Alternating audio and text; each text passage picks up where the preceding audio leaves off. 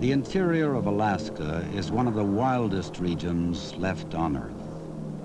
It is a wilderness of mountain peaks and flowing glaciers, vast tundra and spruce forest. It is a land ruled by the forces of wind and ice.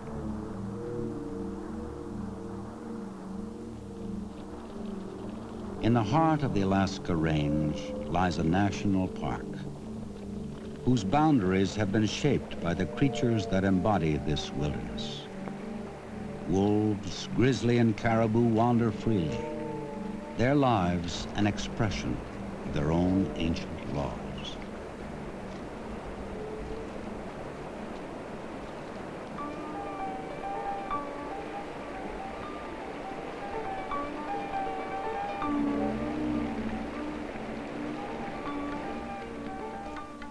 Sunlight revives the slumbering pulse of life after 8 months of winter.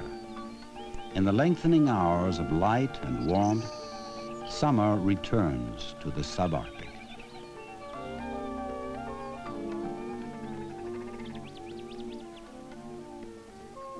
The young of the year were born when the first green plants began to emerge. Growth is intense, with less than 4 months to develop and prepare for yet another winter. This is the common law that guides all forms of life here. For the young of the Denali caribou herd, growth takes on a special urgency. Carried unborn from the herd's wintering grounds just a few weeks ago, they must already join the return migration. The calves must keep up with the others across high mountains and swift rivers, and outrun the predators they will encounter.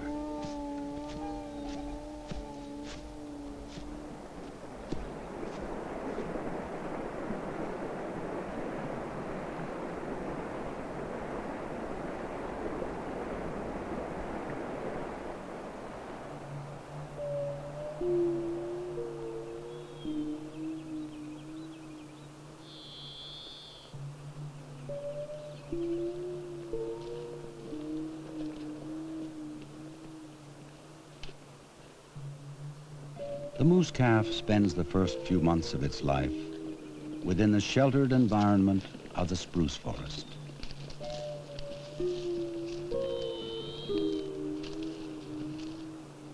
The moose cow will ferociously defend her young against any threat. Wolves and grizzlies, however, still manage to take their toll. Between the time of birth and early winter, the calf will gain nearly 400 pounds.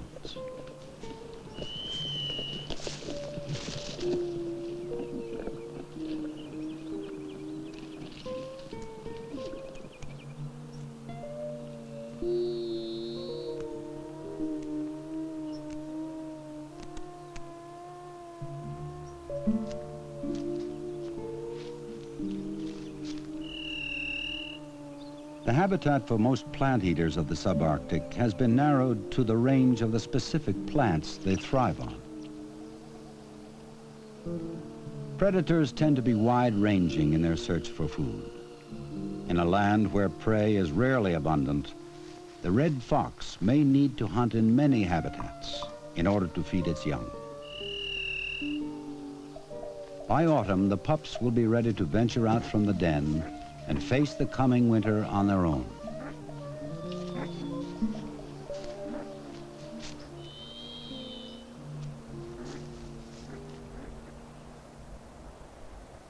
After a month of almost continuous daylight, the summer's green has spread from the river lowlands to the high alpine tundra.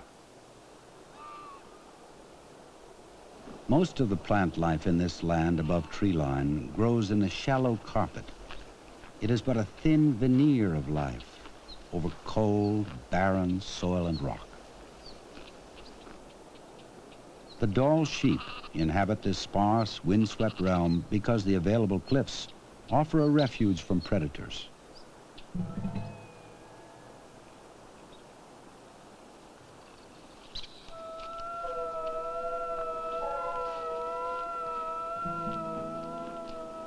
The ewes and their young remain separate from the rams during the summer in nursery groups.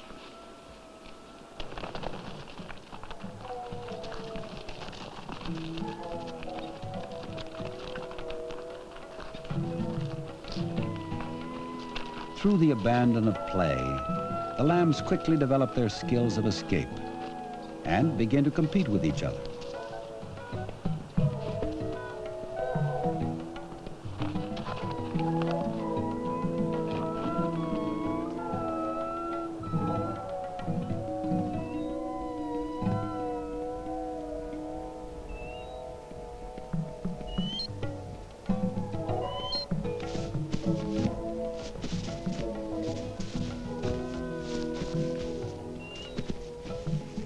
The grizzly spends much of its summer in the alpine tundra feeding on grasses, herbs, and an occasional ground squirrel. The moose and caribou calves that the grizzly pursued in early summer can easily outrun it now.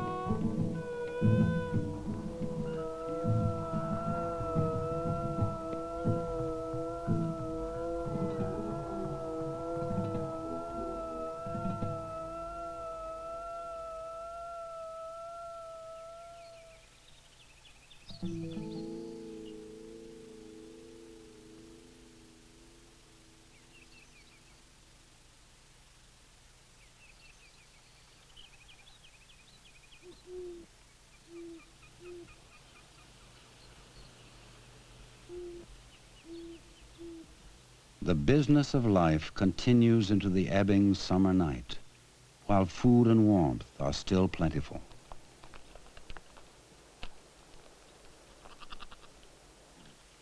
Time, like the restless caribou herd, moves on.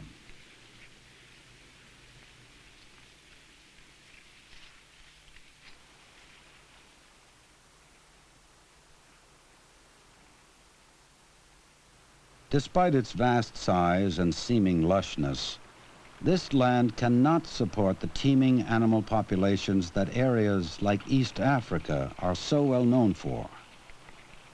Concentrations of animals like the caribou must move over large expanses of tundra to find adequate food. The compelling drive behind the caribou's yearly migration, however, involves more than the search for food. Changing from season to season, year to year, the herd's movements are influenced by a myriad of forces.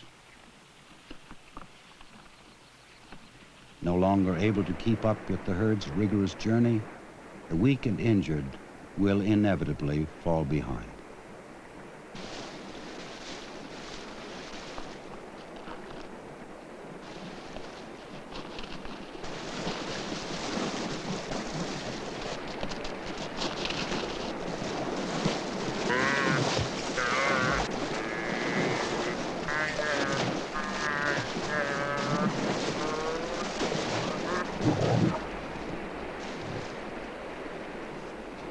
The relationship between a caribou and its predators is one that has worked for thousands of years.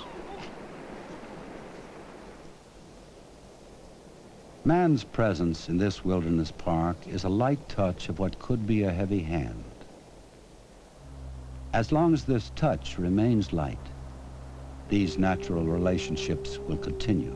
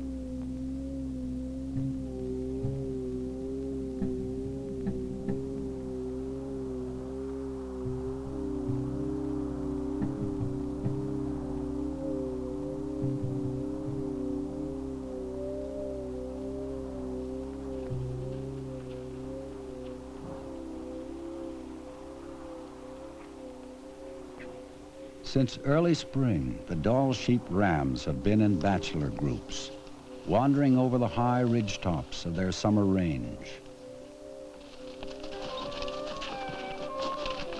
It is here that the young rams develop their skills of combat, and in the presence of older rams, learn their place in a dominance hierarchy based on the size of their elegant horns and the strength they possess in using them.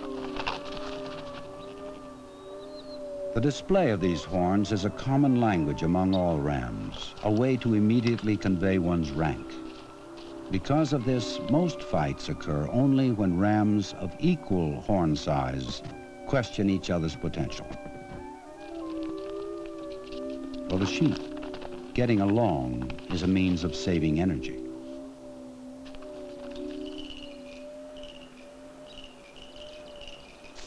The pika spends its summer in the boulder fields of the sheep's habitat, collecting grasses and flowers into hay piles within the rocks. This is a full-time project and will provide the pika with a steady food supply beneath the winter snow. The marmot has just begun to collect grasses, but these will be used to line its den for hibernation. Though the landscape is still green, the marmot knows that winter is not far away.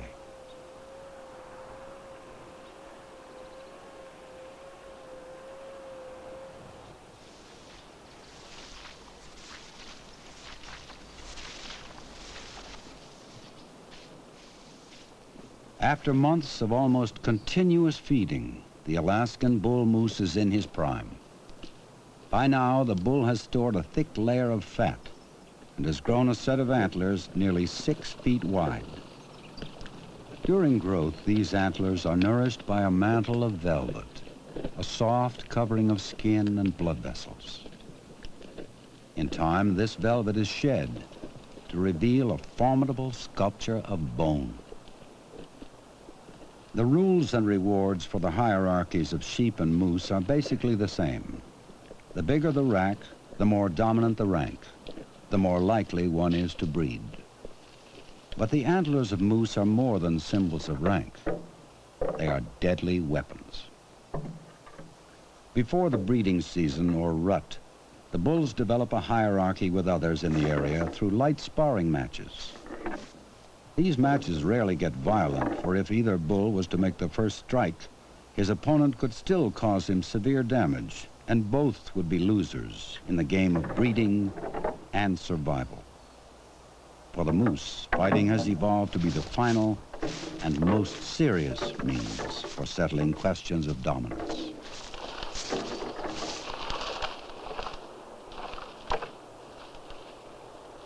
The days grow shorter and the nights are crisp and dark. Summer draws to a close.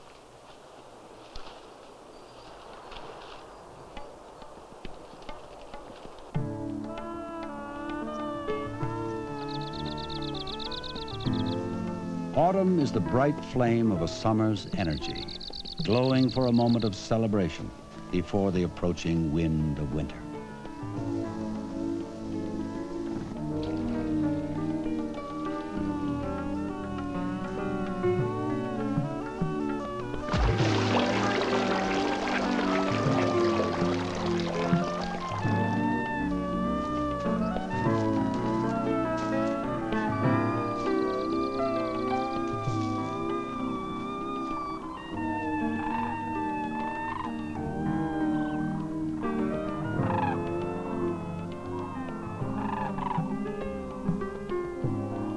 It is a time of movement and migration, and it is a time of purposeful play.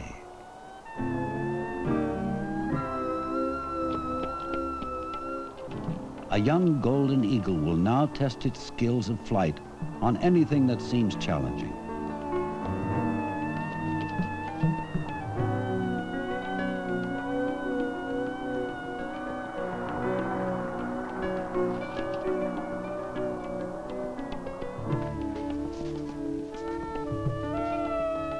The grizzly and the Arctic ground squirrel perform the final movements in their dance of predator and prey. Soon, they will both be in the long sleep of winter.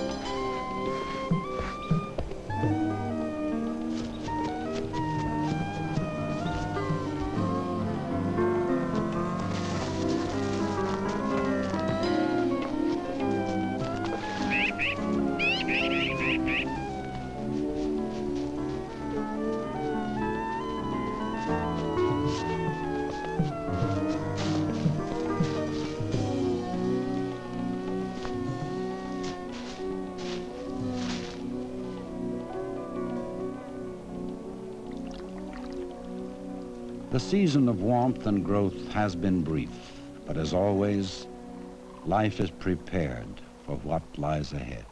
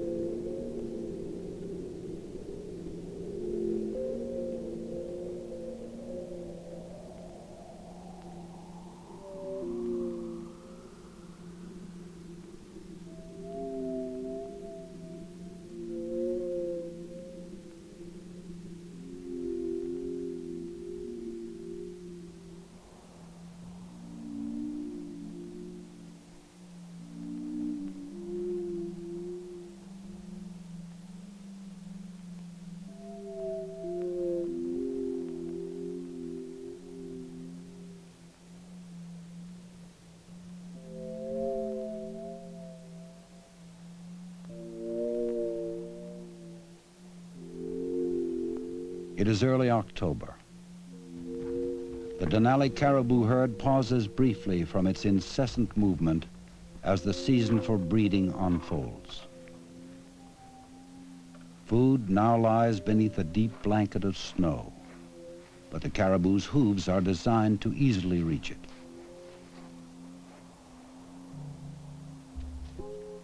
The wolf is also well equipped to reach its winter food supply. Armed with keen senses and incredible endurance, it is a finely tuned hunter. In the company of other wolves, it is the supreme predator of the North. The pack is the central core of the wolf's life, and in winter becomes an essential means of capturing large, swift prey like the caribou.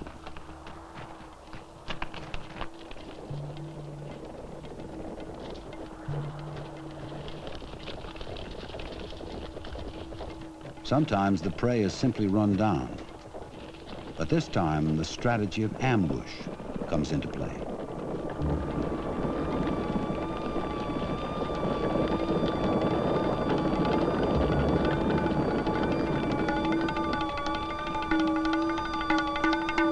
The balance between escape and death is a dynamic one, and more times than not, the caribou will escape. Soon the herd will migrate outside of this pack's territory, and the wolves will shift their attention to other prey. Predation is a sculpting tool in evolution's continuing art of adaptation.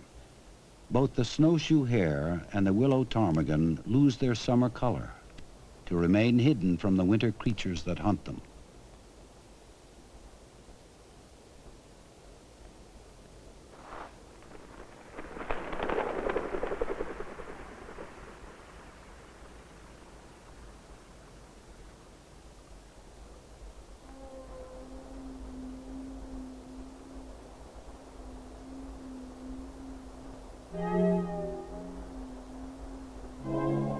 The rut of the Alaskan moose draws to a close.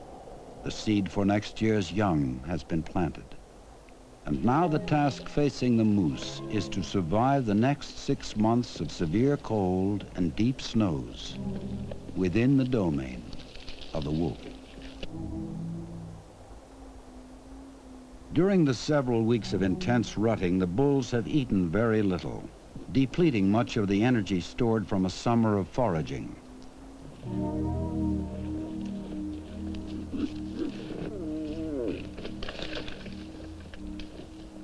Some have been killed or injured in battles to gain or defend harems.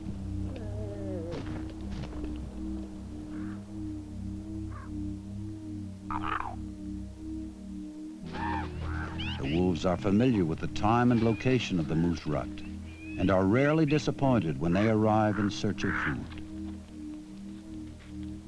The wolves and the moose share a relationship of mutual need, for it is the wolves' presence which ensures that only the fittest bulls will survive to breed and continue their genetic line.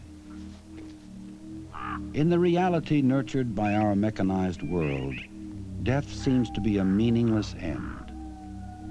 Here in the Denali Wilderness, the meaning of death is the continuation of life.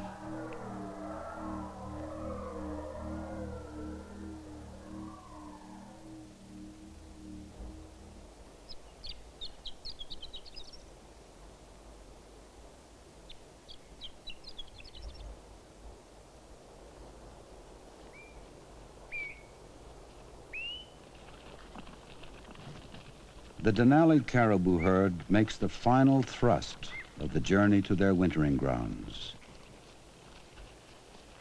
Perhaps the caribou sense a change of temperature, the depth of a new fallen snow, or the sun's shallow arc above the Alaska range. The reasons are as mysterious as the passage they will make on next year's migration. As the Indians say, no one knows the ways of the wind or the caribou.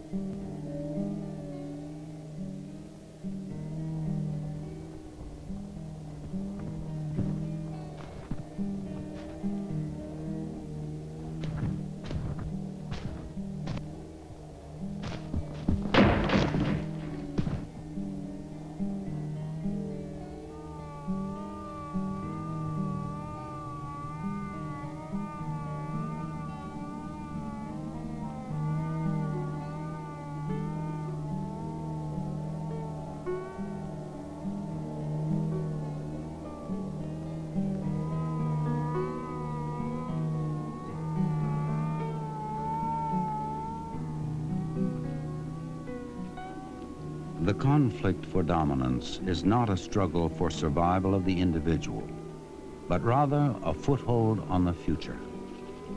That this foothold exists is the symbol of true wilderness.